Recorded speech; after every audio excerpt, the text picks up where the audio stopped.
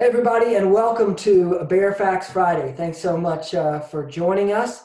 It is April 3rd, 2020. Once again, just to recap, we're going to be doing your offering essentially three things. I'm going to give you a big picture perspective of what you should have taken away from the week.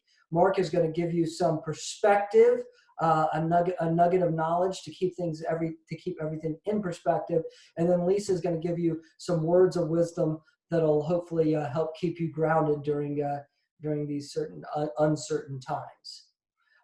So my big takeaway here from the week is a couple of things. So today, April 3rd, is the rollout of the Payroll Protection Program, and as any business owner should be trying to take advantage of this. You're looking at essentially the government giving you a forgivable loan for 2.5 months of your payroll, and that would include yourself too. So as an example, if you have $150,000 a month payroll for whatever your business is, in that example, you would be able to receive upwards of $425,000 of a loan from the government. That if you use that money to then pay payroll, pay rent, pay utilities, that loan will be forgiven. So essentially a gift from the government. And then also in the law, it says that the forgiveness of that loan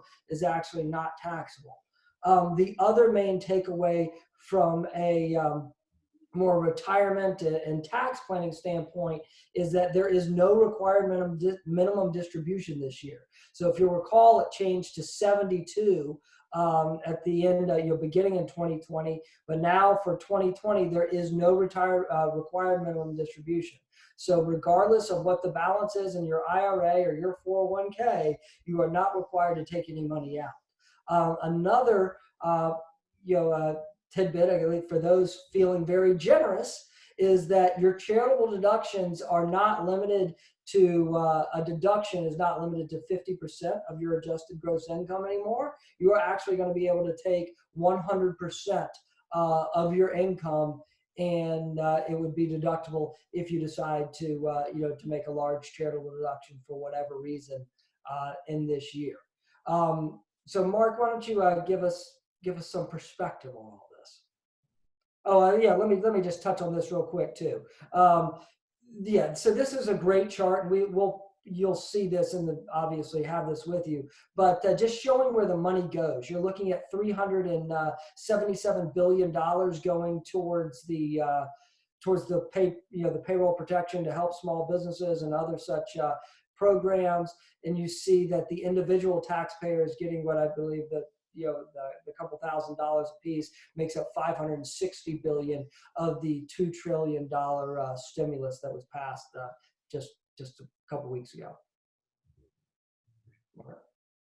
Yeah, that's great. Thanks, Kenny. So this week's perspective, I want to focus on this question of, did we just reach the bottom? Is that something that we saw? And as we know, there's no true way to know if what's been happening in the market really was the bottom last week. So last Monday, March 27th, the general market was down more than 33% from its all-time previous record high. And that was a dramatic decline, as we know. And then really from Monday of last week, the ensuing 3 or 4 days, the S&P 500 was back up about 16%, and the Dow was up more than 20%. And so we continue to see, this up and down that we've experienced more so recently. And I think this up and down is also depicted here when it comes to not only the stock market itself, but in terms of how we feel about that. If you look at the bottom, whether you're feeling optimistic or excited, maybe concerned or nervous or relieved, there's this emotional cycle that goes with the investments as well.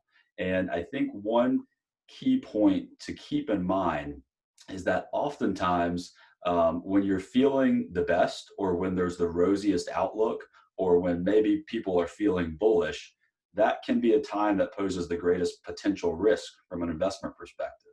And then conversely, if there's a time when you're feeling the most concerned or frightened or anxious about things, that can be the greatest potential opportunity for you as an investor. And so this cycle is natural, but it's something to keep in mind and also help you answer the question. We don't know if that was the bottom last week. We don't know if we're going straight up from here or if we will have another decline that's just as great as what we just saw. So let's try to keep that in perspective. And I'll hand it over to Lisa now for some wisdom. Well, I hope everybody listening today was also able to listen on Monday, join the webinar that Kenny and Mark kicked off, their new series called Financial Planning 101. In Monday's conversation, they talked a lot about the importance of having an emergency fund. And so rather than going off the traditional stay inside, wash your hands, 6 feet of social distancing, et cetera, I thought what I would do is share my personal emergency fund story with you. The year was 1981. I was 23 years old, barely. I was still living in the small town, but I was a college senior. The small town I'd grown up in, I was a college senior, and I was 3 months shy of becoming a mom. A new bride, new to the whole marriage thing, still trying to get all of that under our feet. But that day that I remember most was one where I received a phone call from our local bank president. Now, Mr. Ollendorf had been a constant throughout my life. He had worn many hats. He was my dad's high school classmate. He had been my junior high Sunday school teacher for a couple of years. His wife had been my band director for 7 years. So I was well acquainted with the Ollendorf family. And while I was surprised by his phone call, I wasn't necessarily alarmed. But he asked me to drop by the bank the next day when I had a minute, and he agreed. But when I walked into his office that day, he had 4 very nicely neat arranged pieces of pink paper. And I very quickly learned that those pieces of paper represented some creative financing, if you will, that my new husband had done in his musical endeavors with a country western band that he had been a part of. It was fledgling as it was, but not quite a hobby, but not quite a career phase. But anyway, the sum of those loans was staggering to a 23-year-old, and Mr. Ollendorf knew that. And what I knew at the time was that it would have been very easily for Mr. Ollendorf to have gone to my dad, who just happened to be on the board of that bank, and ask him to step in and kind of solve this mess. He could have brought in my husband, but you can't get blood out of a turnip. There was nothing in the band. There wasn't a substantial income from there, so that wasn't going to work. But instead, what he did was he had enough faith in me, and he knew me well enough to call and ask for us to sit down and work out a solution together. And so rather than end up in a repossession situation, that we were able to come up with what I consider my first ever financial plan. And where we ended up was every April 16th, after I got my income tax return refund, I would write him a check for whatever that was, plus whatever else I could send him.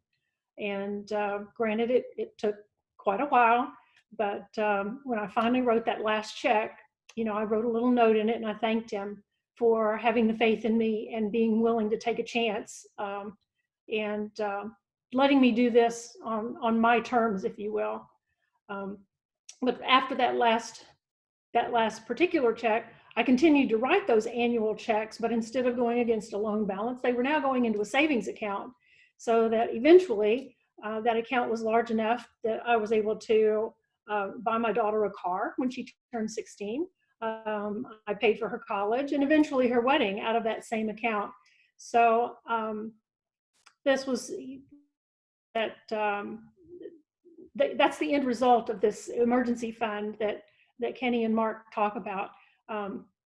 Now, I understand that it's very hard for a lot of people to determine what that step is, or how to go around it, or much less finding the courage to take it. That's always the hardest part, and it's going to be different for everybody.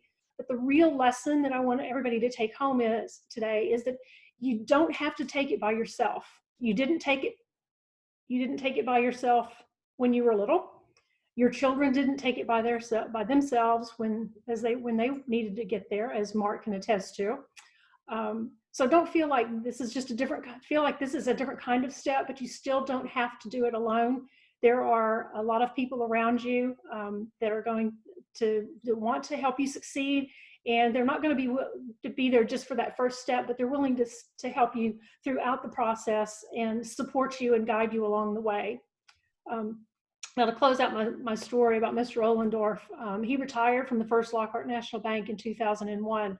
And by that point, I actually was a stockholder in the bank. Whole nother story, but I got an invitation to his retirement party. So because he had been so important in my life, and he had been so gracious to work with me back when things were not so good, I went home and went back to attend his party.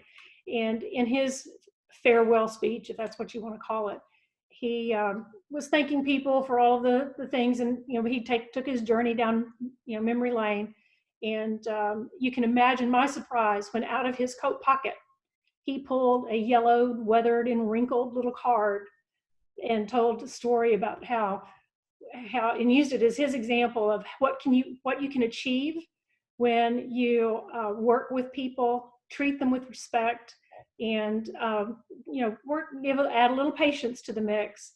But it showed that anything was possible, and that you could do it, work as a team, and get people where they wanted to go, so that it was a win-win for everybody. So that's my little story. I'm looking forward to the coming weeks. What I'd like to do is I would like you to send me your first steps and share those with us, so that everybody can learn from each other during these particular difficult times. Even if you had some bumps along the road, I don't expect anything to be I'm not intending to share anything, names or all of that will be stripped out, but just the lessons that are coming out of your stories, because we can all gain and share from each other. So if you couldn't join Mark and Kenny on Monday, that site at bearwealth.com, I would encourage everybody to go back and take a listen. It had a lot of great information in it. And if you have any questions, please feel free to call. Lisa, that was such a great story. Thanks so much for sharing that. And I think my main takeaway just hearing that for the first time is that, really, everybody's got a different financial journey, and they've all got a different starting point. For some, it may be easier than others, or for some, you may have more of a burden that you had to bear. But I love your bit of wisdom that it just starts with the first step, and being willing to do that really means that you can come a long way. So encourage everybody to send those first steps to Lisa. That's a great idea. We look forward to reading those, and we hope you enjoyed this week's edition of Bear Facts Friday. And we'll come back to you next Friday with another video, and then we've got another upcoming webinar in a few weeks as well. So everyone, have a great weekend, and thanks for tuning in.